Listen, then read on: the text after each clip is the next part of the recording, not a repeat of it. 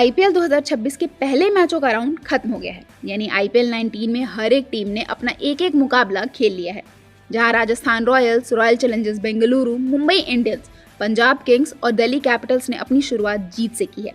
वहीं Sunrisers Hyderabad, Kolkata night Riders, Chennai super Kings, Gujarat Titans और Lucknow super giants को अपने अपने पहले मैच में हार का सामना करना पड़ा है। और अब हर एक टीम के एक एक मैच होने के बाद आईपीएल 2026 की पहली ऑरेंज कैप इस सीजन में सबसे ज्यादा रन बनाने वाले बल्लेबाज के सर सज गई है। और दिलचस्प बात यह है कि यह बल्लेबाज कोई भारतीय खिलाड़ी नहीं है, बल्कि साउथ अफ्रीका के जाने माने स्टार बल्लेबाज रियान रिकल्टन है। रियान रिकल्टन ने मुंबई इंडियंस की ओर से खेलते हुए अपने पहले मैच में कोलकाता नाइट राइडर्स के खिलाफ 81 रन बनाए और सीजन की पहली ऑरेंज कैप अपने नाम की।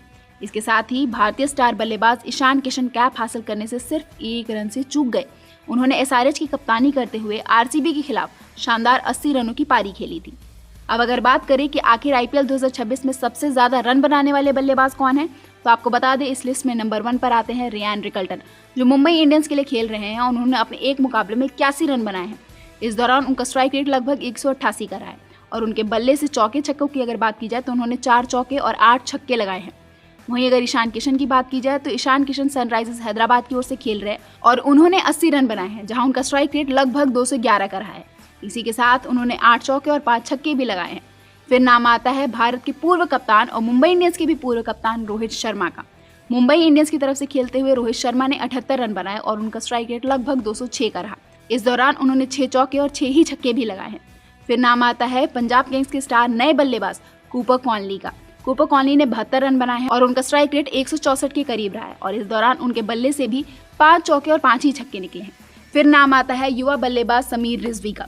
समीर रिजवी ने दिल्ली कैपिटल्स की ओर से खेलते हुए 70 रन बनाए, जहां उनका स्ट्राइक रेट लगभग 149 का रहा और इसी के साथ उन्होंने दिल्ली कैपिटल्स को जीत दिलाने में बहुत बड़ा रोल निभाया। अब ये तो बात हुई मोस्ट रन्स की। मोस्ट विकेट्स की भी अगर बात की जाए, यानी कि पर्पल कैप की बात की जाए, तो इस लिस्ट में सभी गेंदबाजों ने फिलहाल 3-3 ही विकेट लिए हैं। लेकिन जेकब डफी जो आरसीबी के खिलाड़ी हैं वो लिस्ट में टॉप पर हैं। ऐसा इसलिए क्योंकि उनकी इकोनॉमी सबसे बेहतरीन है। उन्होंने सिर्फ 5.5 की इकोनॉमी से गेंदबाजी की है और 3 विकेट लिए हैं। फिर नाम आता है दिल्ली कैपिटल्स की टी नटराजन का। नटराजन ने भी 3 ही विकेट लिए हैं, लेकिन उनकी इकोनॉमी 7.25 की रही है।